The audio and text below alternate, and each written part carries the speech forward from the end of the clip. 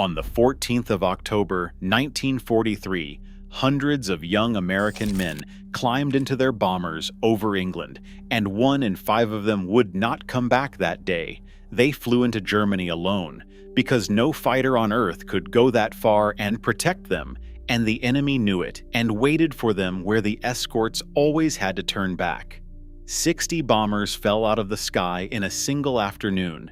600 men, boys, most of them 19 and 20 years old, who had never been anywhere before the war, and would now never go anywhere again, were gone before dinner. And this is the story of the airplane that was about to make sure it never happened again. Before we dive in, subscribe and tell me in one sentence where in the world you're watching from. I read every single comment.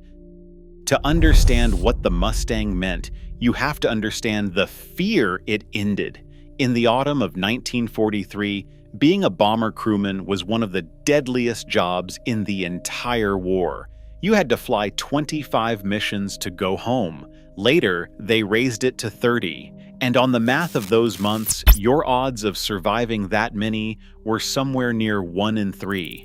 Think about that for a second. Think about being 20 years old, sitting in a freezing metal tube 7 miles above the Earth, knowing that the numbers say you will probably not live to see your family again.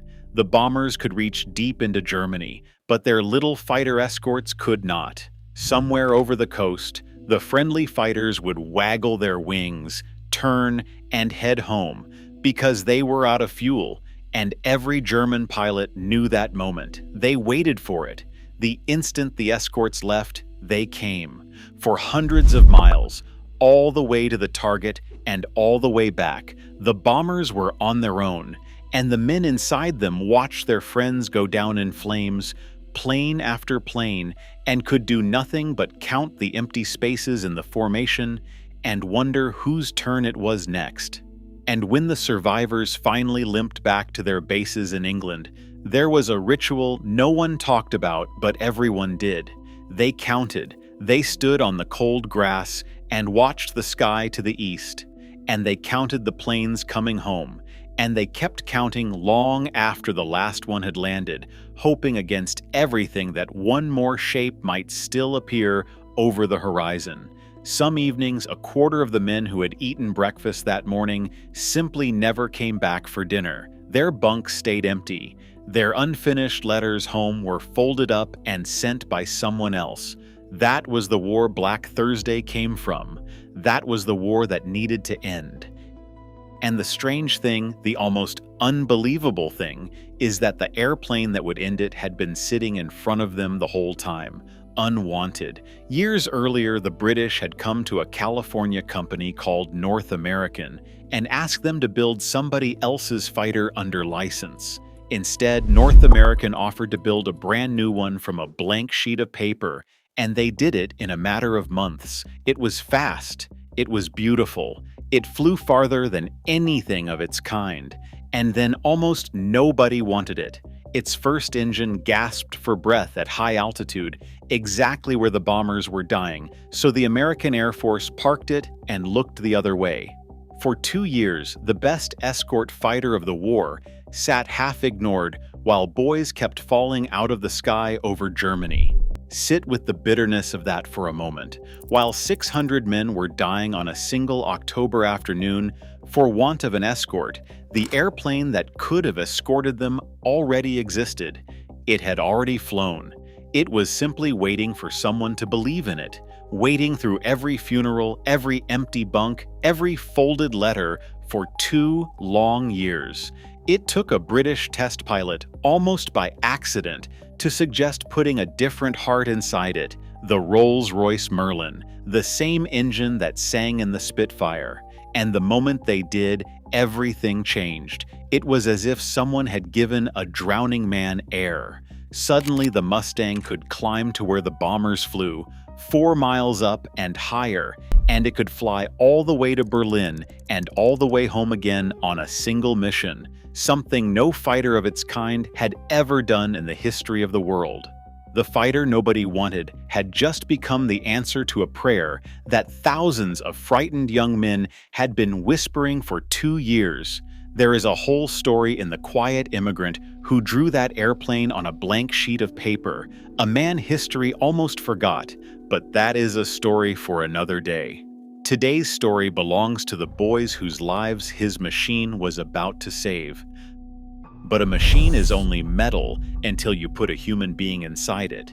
And to feel what the Mustang truly was, you have to climb into a bomber and see it the way those boys saw it.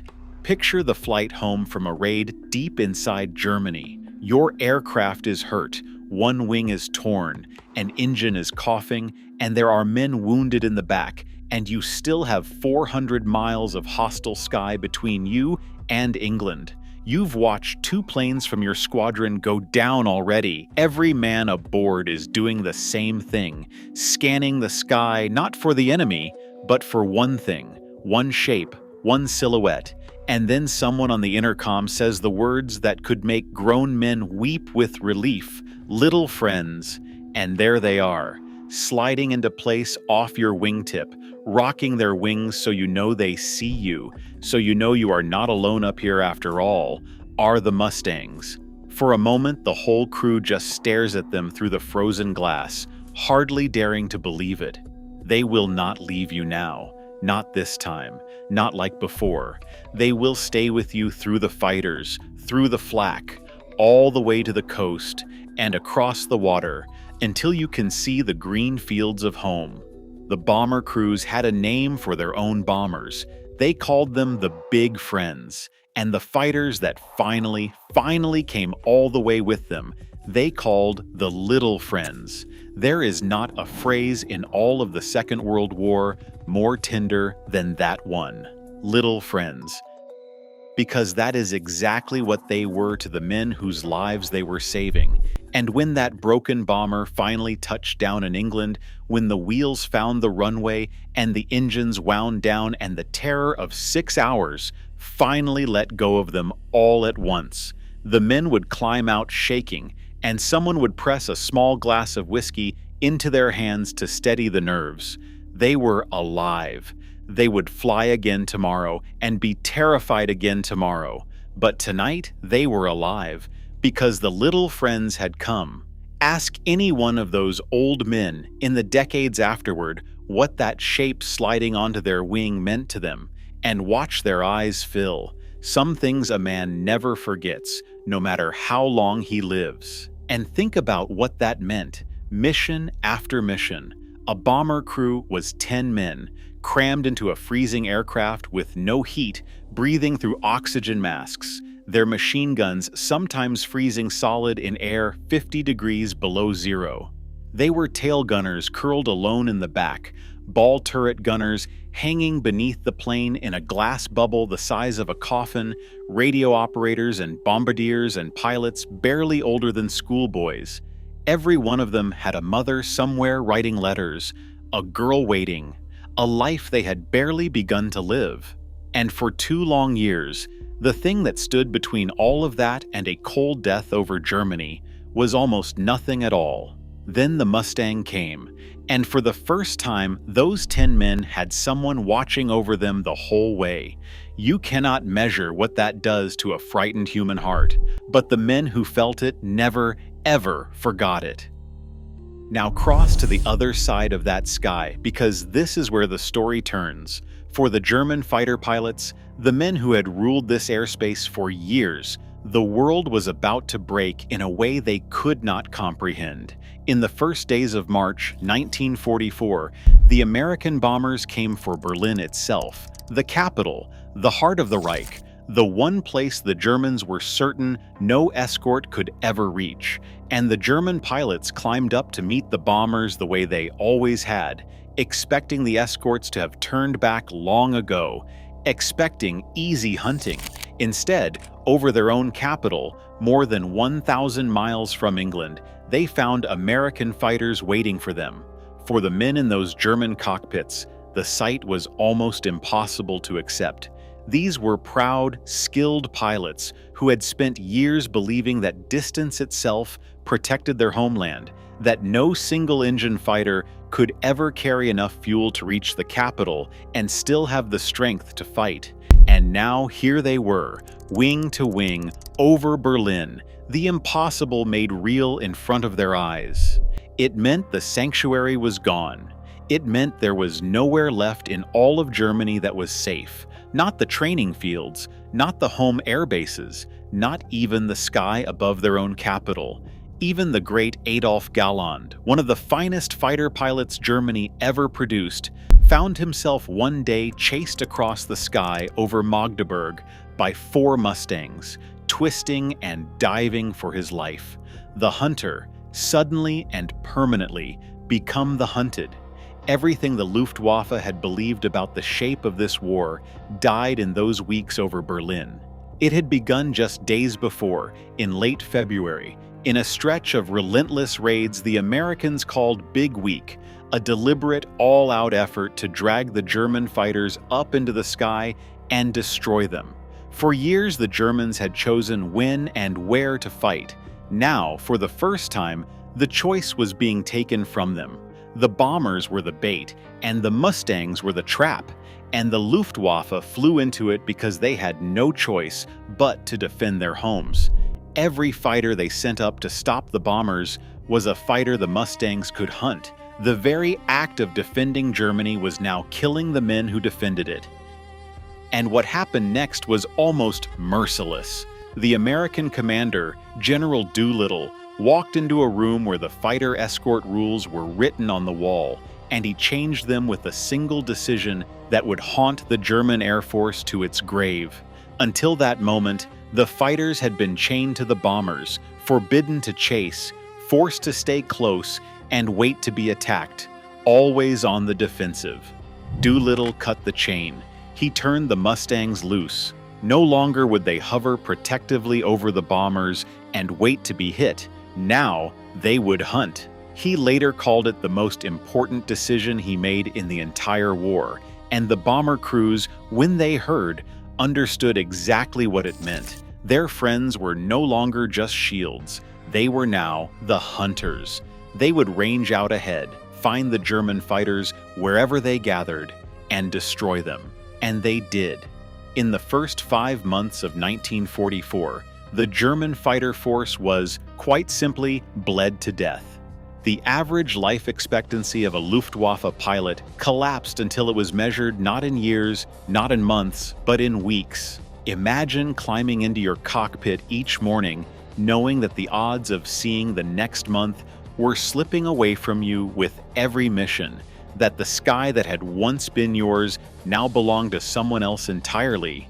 Their most experienced men, the veterans who had survived years of war, were falling now faster than new pilots could ever be trained to replace them.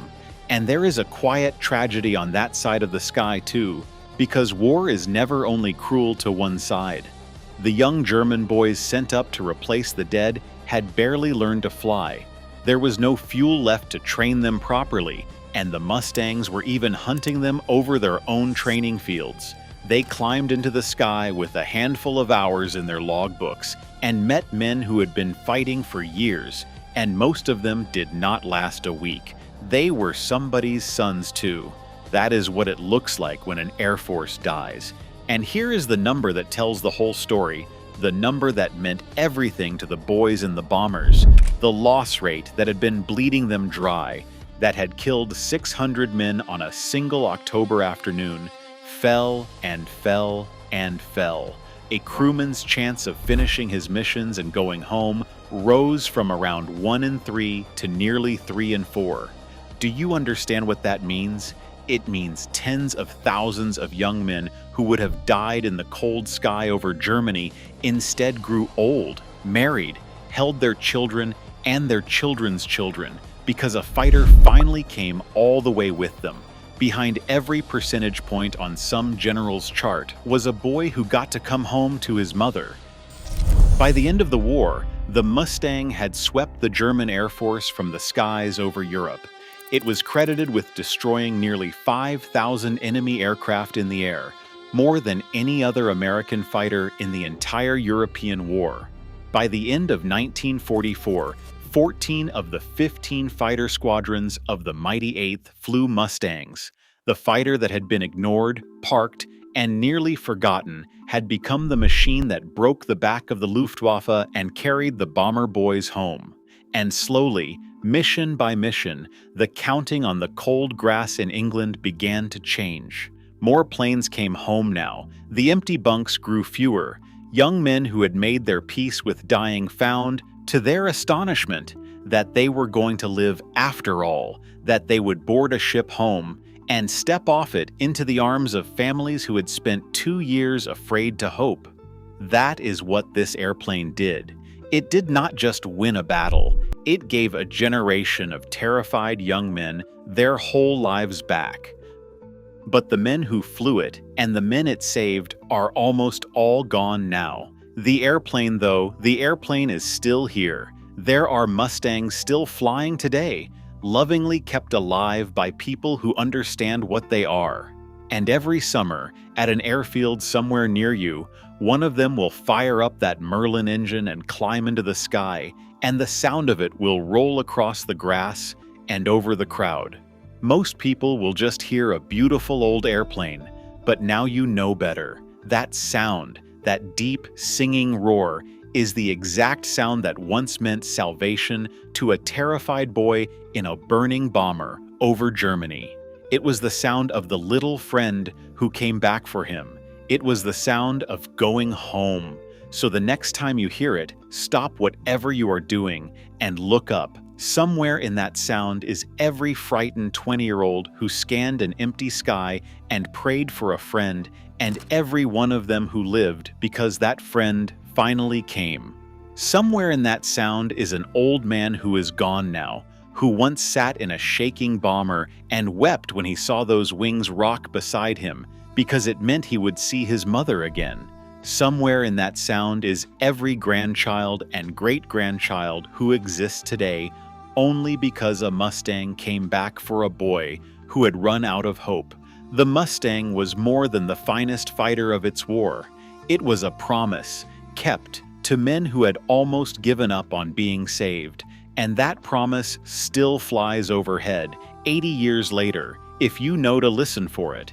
And if you want to meet the quiet, forgotten immigrant who actually drew this airplane, the man who lost everything and still gave the world the fighter that carried these boys home, the man history almost erased completely, his story is waiting for you on your screen right now.